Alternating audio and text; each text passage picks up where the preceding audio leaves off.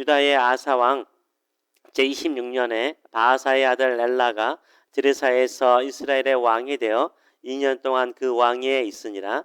엘라가 디르사에 있어 왕궁 맡은 자 아르사의 집에서 마시고 취할 때 그 신하고 병거 절반을 통솔한 지휘관 시므이가 왕을 모반하여 시므이가 들어가서 그를 쳐 죽이고 그를 대신하여 왕이 되니 곧 유다의 아사 왕 제27년이라. 시므이가 왕이 되어 왕위에 오를 때 바하사의 온 집안 사람들을 죽이되 남자는 그의 친족이든지 그의 친구든지 한 사람도 남기지 아니하고 바하사의 온 집을 멸하였는데 선지자 예후를 통하여 바하사를 꾸짖어 하신 여호와의 말씀같이 되었으니 이는 바하사의 모든 죄와 그의 아들 엘라의 죄 때문이라. 그들이 범죄하고 또 이스라엘에게 범죄하게 하여 그들의 헛된 것들로 이스라엘 하나님 여호와를 노하시게 하였더라. 엘라의 남은 사적과 행한 모든 일은 이스라엘 왕 역대지락에 기록되지 아니하였느냐. 유다의 아사 왕 제27년에 시므이가 디르사에서 7일 동안 왕이 되니라. 그때의 백성들이 블레셋 사람에게 속한 기브돈을 향하여 진을 치고 있더니 진중 백성들이 시므이가 모반하여 왕을 죽였다는 말을 들은지라. 그날에 이스라엘의 무리가 진에서 군대 지휘관 오므리를 이스라엘 왕으로 삼음에 오므리가 이에 이스라엘의 무리를 거느리고 기브돈에서부터 올라와서 디르사를 에워쌌더라. 시므이가 성읍이 함락됨을 보고 왕궁 요새에 들어가서 왕궁에 불을 지르고 그 가운데서 죽었으니 이는 그가 여호와 보시기에 악을 행하여 범죄하였기 때문이니라. 그가 여로보암의 길로 행하며 그가 이스라엘에게 죄를 범하게 한 그 죄 중에 행하였더라. 시므이의 남은 행위와 그가 반역한 일은 이스라엘 왕 역대지락에 기록되지 아니하였느냐. 그때 이스라엘 백성이 둘로 나뉘어 그 절반은 긴낫의 아들 디브니를 따라 그를 왕으로 삼으려 하고 그 절반은 오므리를 따랐더니 오므리를 따르는 백성이 긴낫의 아들 디브나를 따른 백성을 이긴지라. 디브니가 죽음에 오므리가 왕이 되니라. 아멘. 오늘 이 말씀을 가지고 영원한 것을 위해 삽시다. 영원한 것을 위해 삽시다 라는 제목으로 같이 은혜를 나누기로 합니다. 많은 사람들은 권력과 부를 추구합니다. 왜 그렇습니까?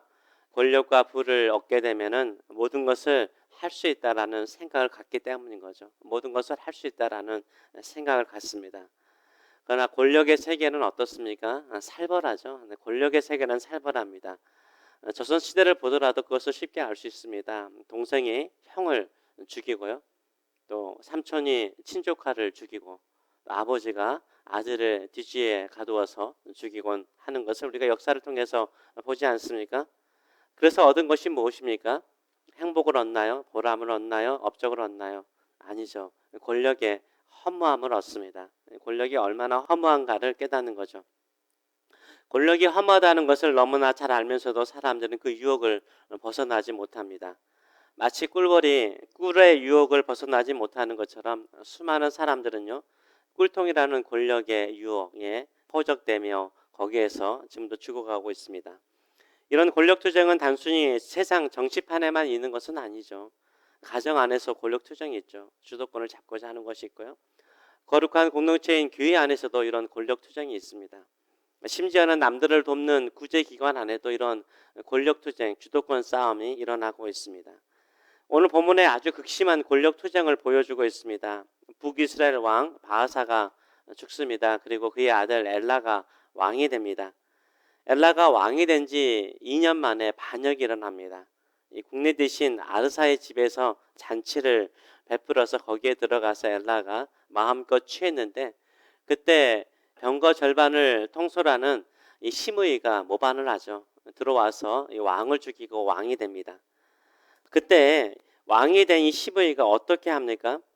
이 어느 정도로 잔인했냐면 이 시므이가 왕이 되고 난 다음에 11절의 말씀을 보게 되면 시므이가 왕이 되어 왕위에 오를 때 바하사의 온 집안 사람들, 이 엘라의 아버지가 바하사인데 그 아버지 집안의 모든 사람을 죽이되 남자는 그의 친족이든지 그의 친구든지 한 사람도 남기지 아니하였다라고 말하고 있어요.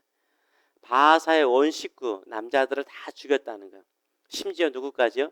친구들까지 다 죽였다라고 말하고 있어요. 좀 가까이 하는 모든 사람들을 다 죽여버렸습니다. 얼마나 무서운가, 얼마나 잔인한가를 우리가 알 수 있습니다. 이것이요, 나라이든 어떤 모임이든지 주도권을 주고자 하는 사람들의 심리라는 거 여러분 아시죠?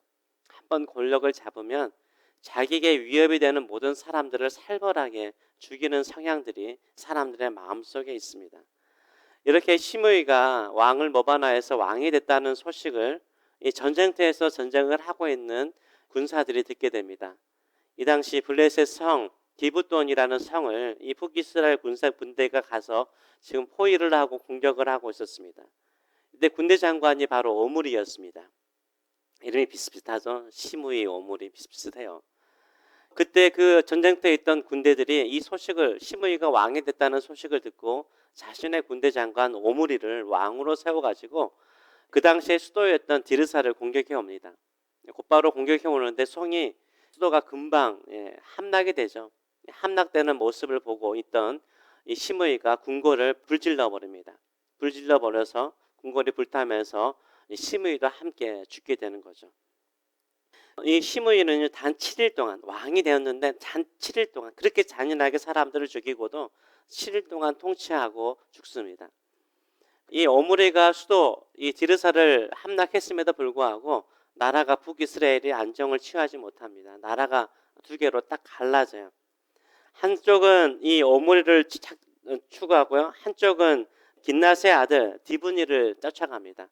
그래서 내란이 또 일어나는 거예요. 둘이 또 싸우는 거예요. 그래서 오므리가 결국은 이겨서 왕이 됩니다. 이런 내란 속에서 고통을 당하는 사람은 누굴까요? 쓸데없이 왕이 되고자 하는 사람들 때문에 고통스러워하는 사람이 누구예요? 백성들이죠. 얼마나 많은 백성들이 죽었겠습니까? 이렇게 싸움과 전쟁을 통해서 얻은 것은 뭘까요? 헛된 거죠. 헛된 것을 추구하고 있었던 거죠. 13절의 말씀을 보게 되면 이렇게 나와 있죠. 이는 바하사의 모든 죄와 그의 아들 엘라의 죄 때문에 바하사 집안이 망했다는 거죠. 그들이 범죄하고 또 이스라엘에게 범죄하게 하여 그들의 뭘로요? 헛된 것들로 이스라엘 하나님 여호와를 노하시게 하였다라고 말한 거죠. 이 헛된 것이 일시적인 우상일 수도 있고요. 이 헛된 것이 권력이나 부일 수 있는 거죠. 이런 헛된 것을 추구하다가 하나님의 진노로 멸망하게 되었다라고 말하고 있습니다.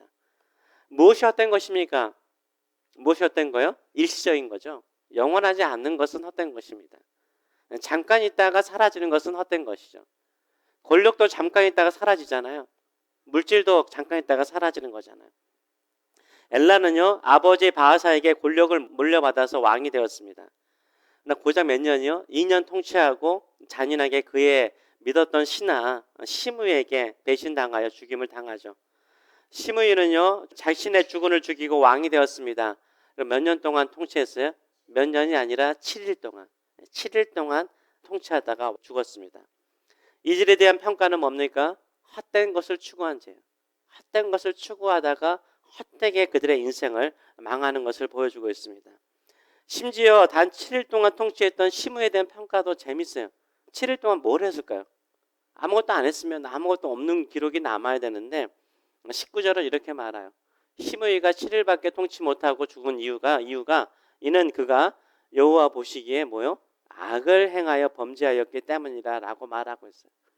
7일 동안 왕이 되었음에도 불구하고 그는 그 7일 동안 악을 행하였기 때문에 하나님께서 그를 멸하셨다라고 말하고 있습니다.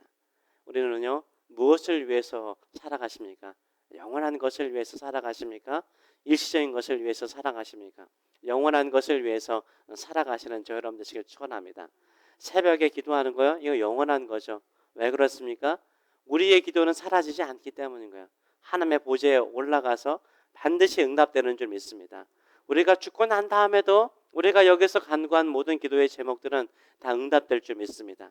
영원한 것을 위해서 살아가시는 저 여러분 되시길 축원합니다. 영원한 것을 위해서 살아가는 것이 복된 것입니다. 또 한 가지 영원한 것은 뭘까요?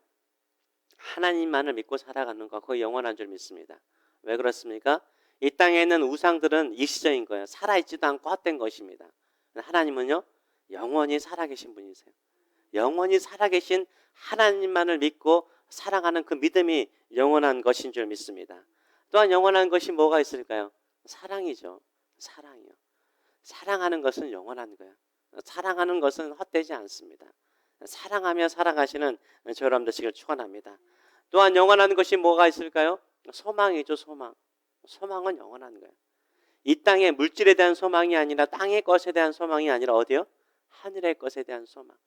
하나님을 향한 소망을 가지고 살아가는 것.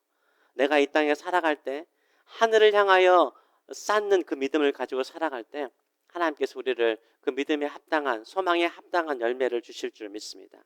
그래서 고린도전서 13장 13절은 그러죠. 그런즉 믿음, 소망, 사랑 이 세 가지는 항상 있을 것이다. 영원한 것이다 라고 말하고 있습니다. 우리가 영원하신 하나님만을 믿고 살아가는 영원한 믿음을 가지고 살아가시길 축원합니다. 사랑하며 삽시다. 주도권 잡아서 뭐 하겠습니까? 그렇죠? 우리가 권력을 잡고 많은 물질이 있어서 뭐 하겠습니까? 남들을 돕는데 도움이 되겠지만 영원한 것은 되지 않습니다. 영원히 살아계신 하나님을 향하여 그 받은 사랑을 나누어 주며 사랑하며 살아가시는 저 여러분 되시길 축원합니다. 우리는 소망이 있기 때문에 기도하는 거잖아요. 영원한 하나님께 소망을 두고 기도하며 살아가시는 저 여러분 되시길 축원합니다. 이런 인생이 가장 보람 있고 의미 있고 가치가 있고 영원한 것인 줄 믿습니다. 이런 믿음의 사람이 되시길 축원합니다. 네, 기도하겠습니다.